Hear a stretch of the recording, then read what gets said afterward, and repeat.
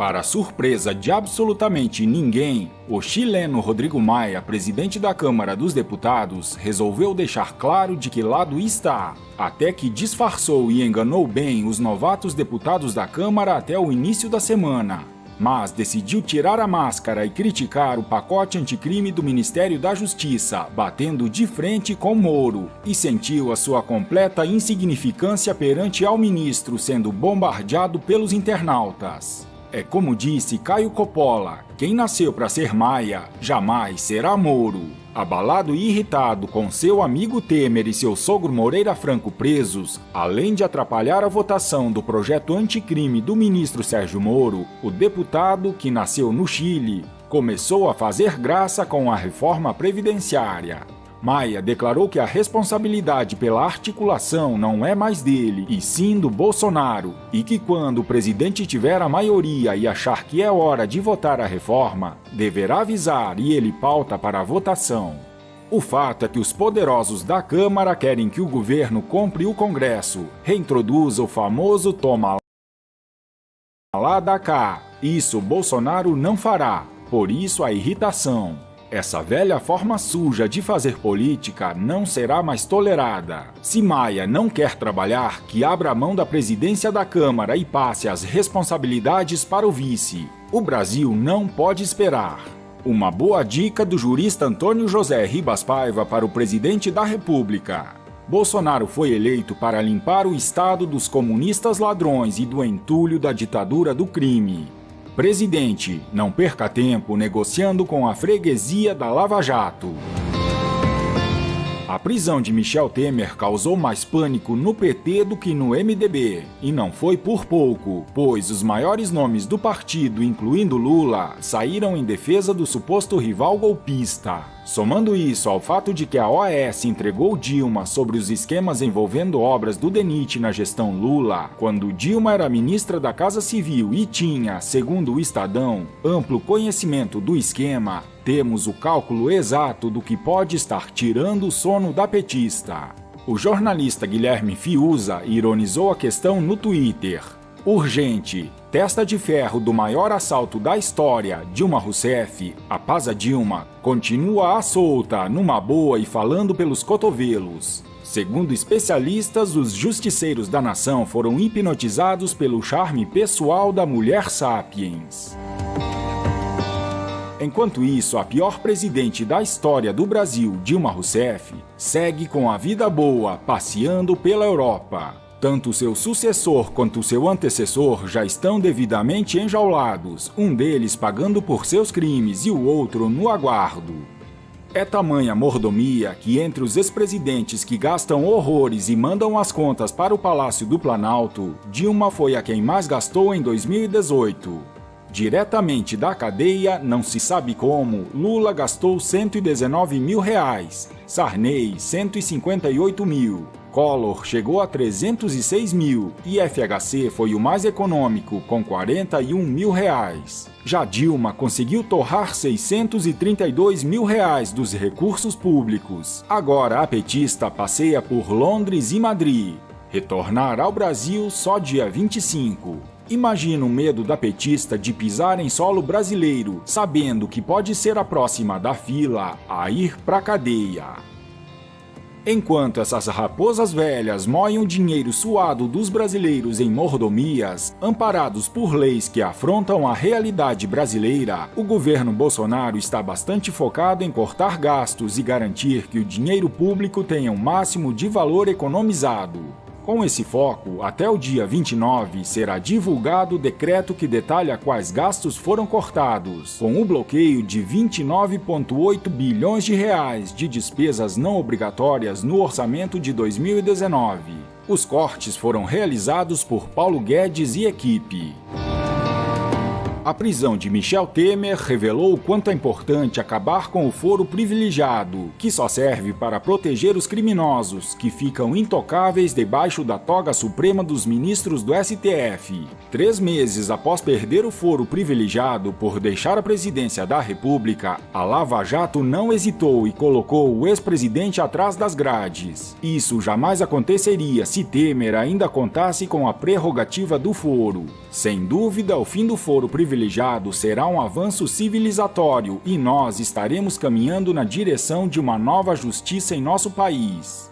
Para que seja aprovado esse projeto é preciso muita pressão. Sem pressão não passará. Estamos sentindo dificuldades, há resistência. É necessário muita pressão nas redes sociais, muita pressão do povo brasileiro para que esse projeto seja votado no Senado Federal. Essas palavras foram proferidas pelo senador paranaense Álvaro Dias em fevereiro de 2017. Há quase 6 anos, Álvaro Dias luta para acabar com a blindagem dos políticos.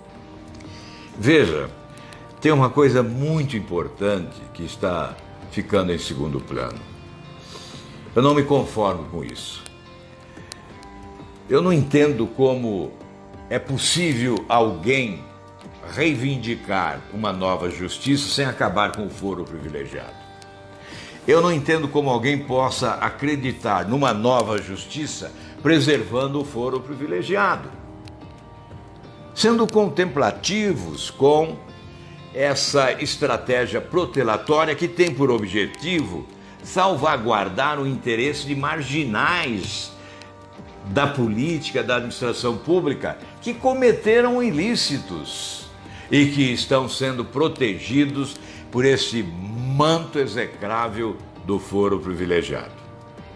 Não, eu não entendo como a nossa imprensa pode ficar omissa, como algumas lideranças políticas podem ficar caladas e como alguns movimentos, inclusive, que se dizem responsáveis pelas mudanças que ocorreram no país durante o processo eleitoral, possam ficar também omissos.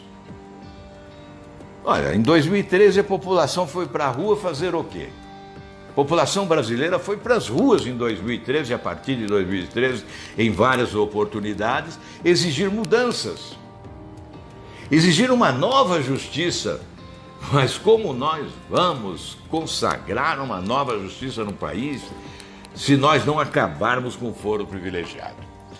Eu indago, se fosse um projeto de origem popular, haveria esse silêncio em relação a ele na mídia nacional? Ou estariam estampando manchetes?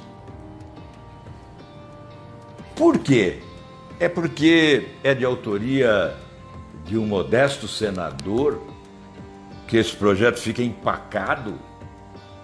Desde 2013 nós estamos brigando para acabar com o foro privilegiado de mais de 55 mil autoridades no Brasil.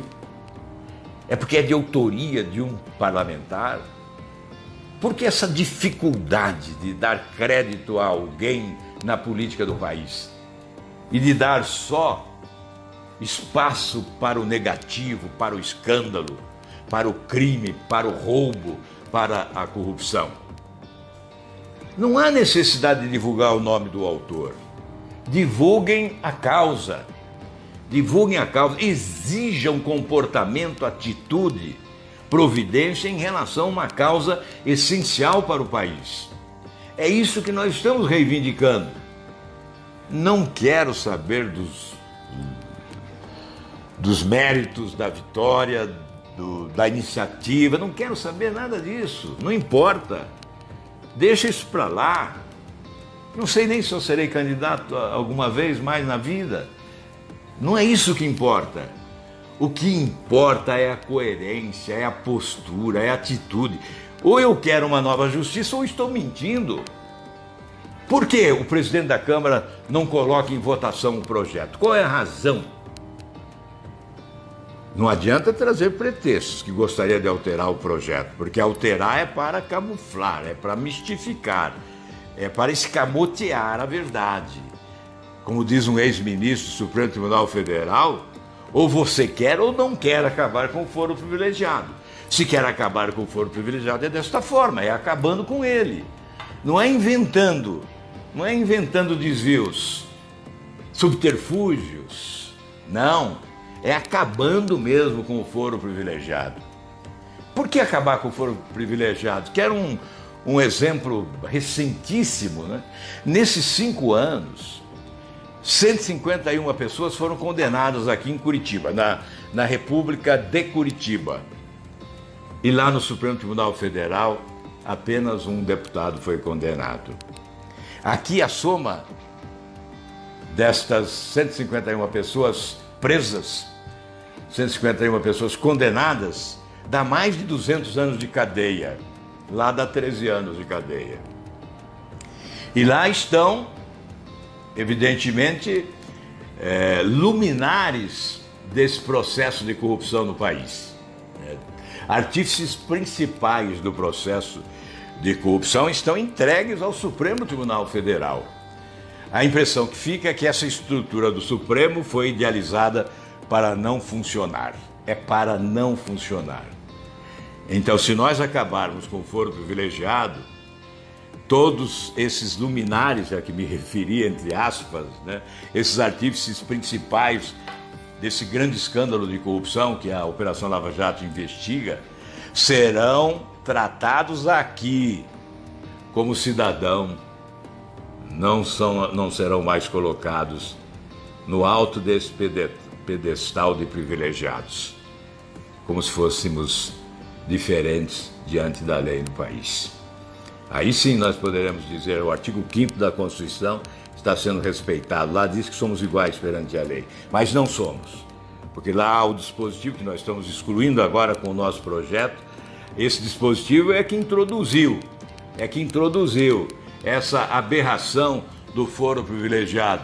Não existe em nenhum outro país do mundo nada igual ou parecido ou muito próximo do que ocorre no Brasil em matéria de privilégio das autoridades. Então somos um país atrasado, somos um país do retrocesso, e o fim do foro vai significar um salto civilizatório. Nós vamos avançar sim na direção de uma nova justiça, superando todas essas dificuldades.